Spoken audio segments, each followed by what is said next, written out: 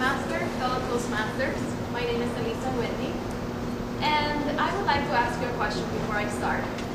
How many of you can remember the first time you realized you could turn a dark room bright by simply flipping a switch on the wall?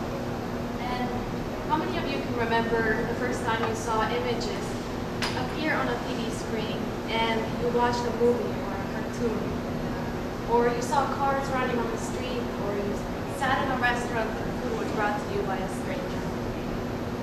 People normally don't remember these things because these are things that people normally grow up with. But I did not.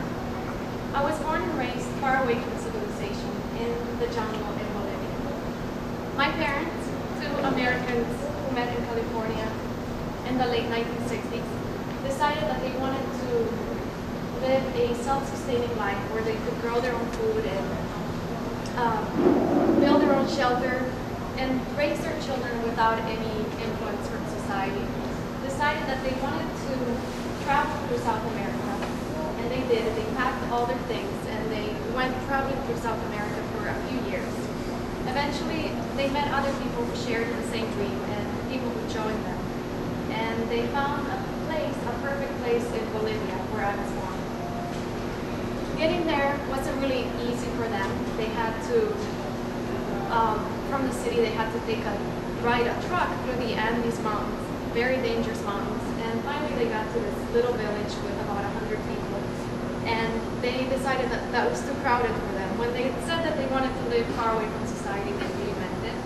And so they grabbed their backpacks, put all their tools, whatever they could fit in a backpack, seeds, whatever they could take, and took a 2-day hike through the mountains along a river until they found this little place that they decided to keep and stay. It was free for anybody to take. And so they planted their seeds and built whatever house they could build with whatever they had.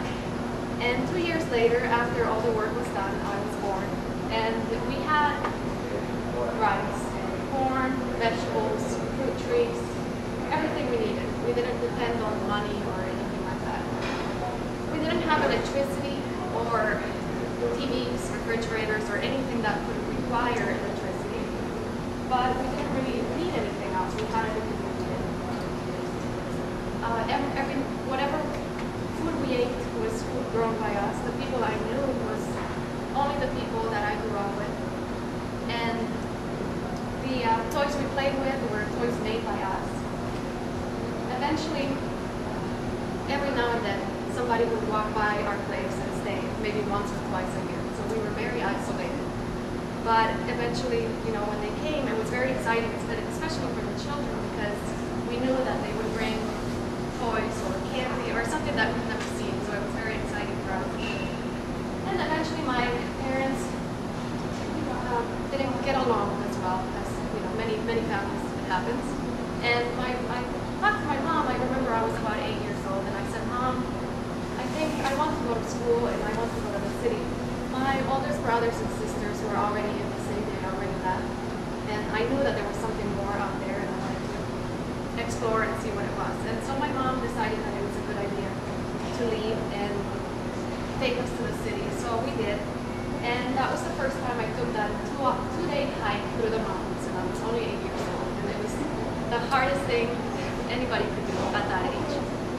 We got to that little village with about 100 people, and I was sure that that was the city. I saw so many people that I'd never seen before, and houses, no electricity, but to me that was still close to what I imagined the city would be. But it wasn't. And I'll always remember seeing this truck. It was a blue truck, huge wheels, loud.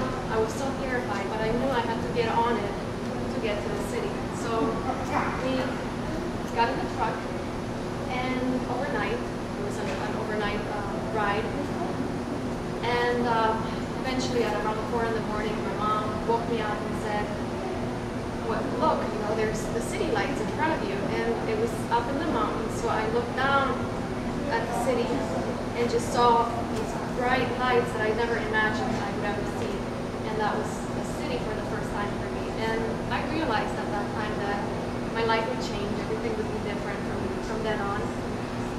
And now, you know, it is, I'm here. I have everything I want, everything I need, material things that I might want.